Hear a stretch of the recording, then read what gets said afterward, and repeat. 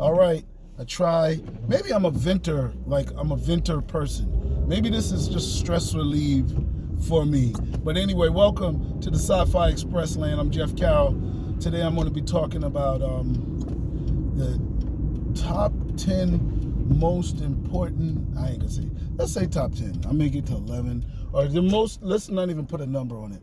The most important science fiction pictures or stories for black people, okay? Let me frame it, right? I have a cousin, family members, and I'm gonna say some friends, right? Who, at the time that I started writing science fiction, might have been, gosh, when could I say I started writing science fiction? Thug Angel is my first book. That was science fiction. I even had some science fiction elements in Gold Digger Killer, but they might not have recognized that as science fiction. So I probably didn't write hard, regular sci-fi, or what you might think of sci-fi, until Welcome to Boss Lady's Planet, and then Harlem Shake followed that, and that might have been what would be considered science fiction. Now, I have written some short stories, The Church of God in Space, and some other ones that are definitely science fiction, but and I haven't made a science fiction movie, right? Got a couple of comic books that are now science fiction, but even them, they weren't around at the time. So let me just deal with the books. And they came out and they said, "Oh, Jeff, that's you, not into sci-fi." And I'm sorry if I'm sounding like a New Yorker or something like my cousin, but that's how they say it, that's you, Jeff, I'm not into sci-fi like that, and I used to get upset. I was like, damn, how is he not into the Matrix, I just can't get into it, what's that mean, and at the same time, some other people say, you know what, I'm tired of remakes. They do too many remakes, can't think of nothing original. And then they say, I don't want no slavery pictures. And I'm like, okay, I'm with all of that. But at the end of the day, what in the hell is left? What is left? I'm not watching the black version of The Godfather. That's Power, right? I'm not watching. That to me is not original. I see that. I hear that at the family reunion. I hear that at the on the news. You know what I'm saying? And I love Grand Crew. I love Harlem. But to me, I'm not tired of remakes and things. But I recognize what they are. They're remakes. They're flips on Friends. They're flips on Living Single, right? I get all of that, and what's the other one? Abbott Elementary. That's a flip, right? Sure, Parks and Recreation or The Office, now you're going to set it in the school. I have no problem recognizing all that, but I'm tired, for me, watching Boys in the Hood over and over again. But if they do it good, I'm not going to hate on it, right? But it has to be done good. You know what I'm saying? So I get you may not believe that Jurassic Park has some serious science to it. You may not want to get into Godzilla, right? You may not get into, unbelievably, you may not get into Thanos, right? You may not be able to get into all of that. I have friends that can't get into Star Wars, Avatar is like weird for them. So I get it to a certain extent, but to the whole other conversation, where do we go for originality? Where do we go for things that we haven't necessarily touched on before, other than the future? The present has been done. You don't want slavery pictures? Okay, we can go further back into history beyond 400 years, and then it's going to become African and Native American history, because you go back further than slavery, there was no America. You go back 200 some years, there was no America. You know what I'm saying? So you're dealing with a different type of people. So yeah, now you're going to deal with historical accuracy or historical exaggeratedness, and that's science fiction. And so my point to a lot of people that say, I'm not into sci-fi, blah, blah, blah, you know,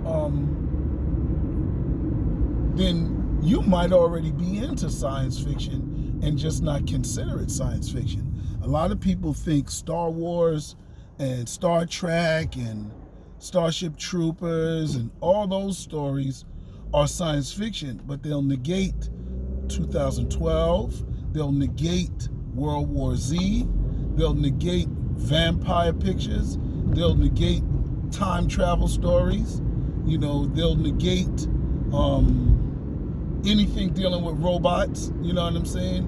And like, I, Robot is one of my favorite movies, you know, but that's science fiction, is speculation. You know, then there's other ones that are just extremely important for us to speculate about. And when I think about that, I think, okay, Chappie might be important. Yeah, they can't put anybody's brain into a robot. Are you kidding me? Do you know how many people said you can't talk to somebody across the planet, live video feed, and then you have Skype, then you have Facebook Live? Things don't happen overnight. They evolve. And innovation is the mother of creation. You think that things are just invented, all of a sudden this thing happened, but when you study it, it evolved from something else that was very much like it. And so I don't see that not happening. Like for me, I saw the movie Surrogates and Gamer and Wall-E, and I started to speculate what's going to happen, what's the impact of virtual worlds. And I thought of this before the quarantine. And now with the quarantine, it's almost put human-to-human contact, physical contact, out of business. People are trying to find ways to not interact with each other. I don't want to go into the office. I don't want to go to this event. There's going to be too many people there. I'd rather just stay home. I like being home by myself. You know what I'm saying? Let's just call and have a Skype. My friend said they had a virtual wedding. A virtual wedding. People was getting married virtually. And I said, dang. I get that. I get that grandma needs to be virtual, you know, brought in virtually, but damn, there's something magic about having people physically in contact with each other. I just hope that the honeymoon ain't gonna be virtual.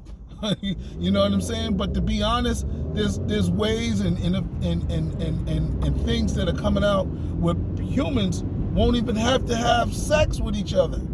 I mean, we laugh at the movie Barbarella because Jane Fonda was sexualized and she didn't like being sexualized, but she was in a universe that did not touch to have sexual interaction. And maybe some perverted, sexed out dude thought of the story of a woman traveling through space, bringing physical sex back, but I don't think the pre-world that she traveled to is so unrealistic. I think it's very realistic. When you deal with LGBT couples, many times they're not having reproductive sex, right? I gotta qualify it, to have their children. The women that are getting children, lesbian couples, they are getting implanted, right? And then the men that are having, the gay male couples that are having children are also having a surrogate person that they did not impregnate. So they didn't sleep with the woman to have their child. Many times they may either adopt or one of them may donate their sperm to a woman who gets in vitro fertilized, you know, and there's no human contact to produce that child. So that's crazy, but we already living in that world. You know, we're already living in that world. So, you know, how wild is Barbarella if we're moving towards that world now? And there's other things that we can speculate about, you know. So again, it's hard, you know. And I had a friend tell me, "Oh, you pushing sci-fi? Leave us alone, leave us alone." And I'm with the leave us alone tip. The ones that don't want to be bothered, fine. Ain't nobody pulling your, ringing your alarm clock if you want to stay asleep. You know what I'm saying? No doubt, no doubt. But that doesn't stop me from ringing the alarm. I think movies like, what was one I thought of? Children of Men. I think that's extremely important. As funny as that, it wasn't Robert Downey, the one that plays Jason Bourne, right? He did a movie when it was little, and as funny as that story seemed, how are we going to deal with overpopulation? As much as crazy as Armageddon and Wandering Earth, how are we going to deal with asteroids coming to hit Earth?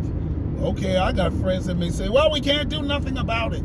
We can do more about it now than we could do before. At least now we can see it coming a lot better. We got better telescopes, but we'll never figure out how to do it if we don't start talking astrophysics, right? Because that's astrophysics. You're talking about the movement of things in space. Some of us don't even know what the hell astrophysics are to be able to explain it. They think it's astrology. Astrology is fine. That's the plotting of those space entities. But the movement of them, the calculations of them, what the heck they're going to do, that's physics.